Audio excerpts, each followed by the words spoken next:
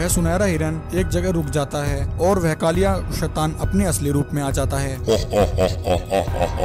बहुत समय पहले की बात है, एक जंगल में गहरे तालाब के नीचे एक रहस्यमयी नागलोक हुआ करता था, जहाँ एक इच्छाधारी नाग नागिन अपने 2 बच्चों के साथ रहा करते थे। वह दोनों नाग नागिन शिव जी के परम भक्त थे। नाग नागिन के पास सदियों पुरानी उनके पूर्वजों की एक जादुई नागमणि थी, जिसकी वह जी जान से देखभाल किया करते थे। एक दिन एक साधु बाबा अचानक से नागलोक में आते हैं और कहते हैं, नागराज, धरती लोक पर असुरों की शक्तियाँ बढ़ती जा रही हैं, इसलिए धरती लोक से सभी बुरी शक्तियों का नाश करने के लिए मैं एक हवन कर रहा हूँ। इस हवन में आपका सम्मिलित होना अति आवश्यक है, इसलिए हे नागराज, आपको मेरे साथ इसी समय धरती लोक चलना होगा। साधु बाबा के आदेश पर नागराज उसी समय उनके साथ धरती लोक के लिए निकल जाते हैं। वहीं एक दिन नागिन अपने बच्चों से कहती है, बच्चों, साधु बाबा ने मुझे इसी समय धरती लोक बुलाया है, इसलिए मुझे वहाँ जाना होगा। बच्चों, तुम दोनों यही नागलोक में ही रहना और नागलोक में रहकर नागमणि की रक्षा करना। कोई भी बुरी शक्ति नागलोक में प्रवेश नहीं कर सकती। ऐसा कहकर नागिन भी वहाँ से चली जाती है।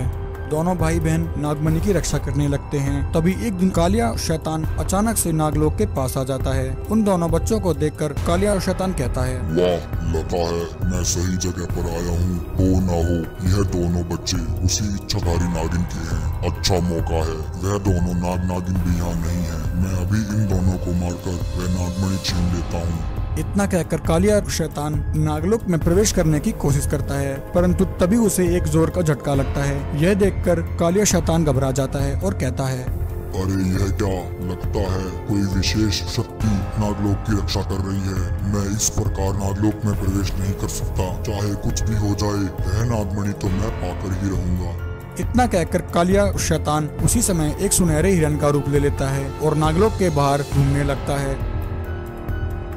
तभी उन दोनों भाई बहन की नजर उस सुनहरे हिरन पर पड़ती है। नागिन की बेटी कहती है, भैया, वह देखिए कितना प्यारा हिरन है। पहले कभी इतना सुंदर और चमकता हिरन नहीं देखा।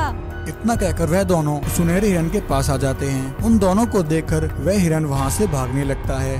भैया देखो, वह हिरन भाग रहा है, पकड़ो उसे। दोनों भाई बहन भी उस हिरन का पीछा करते हैं। उस सुनहरे हिरन का पीछा करते करते वह दोनों नागलोक से बाहर निकल आते हैं। थोड़ी दूर आते ही वह सुनहरा हिरन एक जगह रुक जाता है और वह कालिया शैतान अपने असली रूप में आ जाता है। क्या हुआ बच्चों, तुम्हें सुनहरा हिरन नहीं मिला? इतना कहकर वह कालिया शैतान उन दोनों बच्चों को वहीं एक पिटारे में कैद कर लेता है। उन दोनों के कैद होते ही नागलोक की सारी शक्तियां समाप्त हो जाती हैं। कालिया शैतान नागमणि को उठा लेता है और नागमणि को लेकर एक कुएं के रास्ते पाताल लोक चला जाता है। वहीं नाग नागिन जब नागलोक वापस लौटते हैं, अपने दोनों बच्चों को नागलोक के बाहर एक पिटारे में बंद देखकर वह दोनों हैरान हो जाते हैं। दोनों बच्चे नाग नागिन को सारी बात बता देते हैं। दोनों बच्चों की बात सुनकर नागराज उसी समय अपनी शक्ति से सब देख लेते हैं कि वह कालिया शैतान नागमणि को लेकर एक कुएं के अंदर गया है। नाग नागिन जल्दी ही उस कुएं को तलाश कर लेते हैं। नागराज कहते हैं, नागिन, उस दुष्ट कालिया शैतान के पास जाने के लिए मुझे इस कुएं के अंदर जाना होगा। तुम यहीं बाहर रहकर मेरा इंतजार करो। इतना कहकर नागराज उस कुएं के अंदर चला जाता है। वहीं उसे वह कालिया शैतान दिख जाता है। नागराज को देखकर कालिया शैतान को बहुत गुस्सा आता है। तभी वह दोनों एक दूसरे पर हमला करते हैं। उन दोनों के बीच घमासान लड़ाई होती है। अंत में नागराज कालिया शैतान पर एक जोरदार प्रहार करते हैं और कालिया शैतान वहीं ढेर हो जाता है। नागराज नागमणि को लेकर कुएं से बाहर आ जाते हैं और उस कुएं को एक विशाल पत्थर से बंद कर देते हैं। फिर क्या था, वह कालिया शैतान हमेशा के लिए उस कुएं में बंद हो जाता है और नागिन की बेटी को उठाकर ले जाती है और उस पेड़ को आग लगा देती है। सभी चुड़ैलें एक एक करके चलकर भस्म हो जाती हैं। एक समय की बात है, एक जंगल में कुछ साधु ऋषिगण मिलकर हवन कर रहे होते हैं। एक साधु कहता है, गुरुजी, धरती लोक पर चुड़ैलों का आतंक बढ़ता ही जा रहा है। हमें जल्द से जल्द इस समस्या का समाधान करना होगा, वरना यह धरती लोक चुड़ैल लोक बन जाएगा। साधु गुरु कहते हैं, चिंता मत करो मेरे शिष्यों, मैं यह हवन चुड़ैलों का आतंक खत्म करने के लिए ही कर रहा हूँ। एक बार हवन पूर्ण हो जाए, फिर यह धरती लोक चुड़ैलों से हमेशा के लिए मुक्त हो जाएगा। साधु गुरु अपने शिष्यों से बात कर ही रहे होते हैं कि अचानक वहाँ कुछ चुड़ैलें आ जाती हैं और उन ऋषियों पर हमला कर देती हैं। एक चुड़ैल कहती है, बहनों खत्म कर दो इन साधुओं को, एक भी नहीं बचना चाहिए। चुड़ैलें सभी साधुओं को मार देती हैं। साधु गुरु मरते मरते कहते हैं, ए दुष्ट चुड़ैलो, मैं तुम्हें शराप देता हूँ। आज से 10 साल बाद एक इच्छाधारी नागिन की बेटी के द्वारा तुम चुड़ैलों का विनाश होगा। उस दिन यह धरती लोक तुम्हारे आतंक से मुक्त हो जाएगा। इतना कहकर साधु गुरु मर जाते हैं। चुड़ैल कहती है,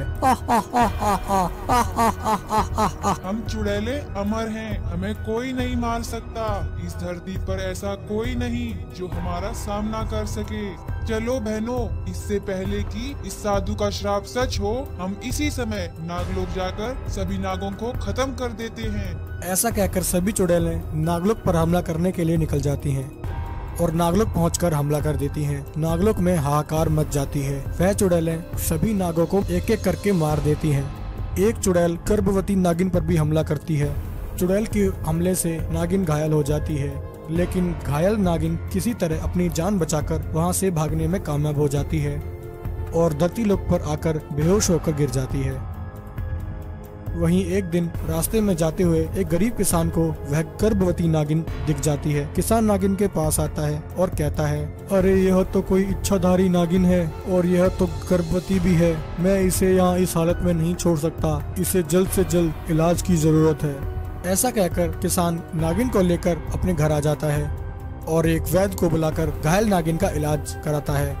गर्भवती नागिन इलाज से ठीक हो जाती है और किसान और उसकी पत्नी को सारी बात बता देती है। नागिन की बात सुनकर किसान कहता है, हे इच्छाधारी नागिन, आप जब तक चाहे मेरी कुटिया में रह सकती हैं। मेरी पत्नी पूरी ईमानदारी से आपकी सेवा करेगी।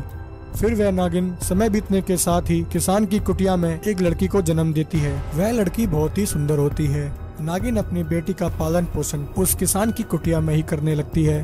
फिर समय बीतने के साथ ही देखते ही देखते वह लड़की बड़ी हो जाती है। फिर एक दिन अचानक से वह चुड़ैलें गांव पर हमला कर देती हैं।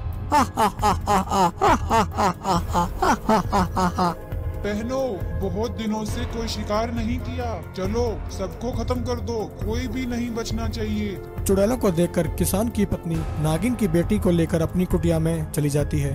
उस नागिन की बेटी को ले जाते हुए एक चुड़ैल देख लेती है। चुड़ैल किसान की पत्नी को वहीं मार देती है और नागिन की बेटी को उठाकर ले जाती है। किसान और नागिन जब घर लौटते हैं, अपनी पत्नी को मरा हुआ देखकर किसान बहुत ही दुखी होता है। किसान कहता है, हे इच्छाधारी नागिन, मेरी पत्नी आपकी बेटी की रक्षा नहीं कर सकी। वह चुड़ैलें आपकी बेटी को उठाकर ले गईं, वह उसे मारकर खा जाएंगी।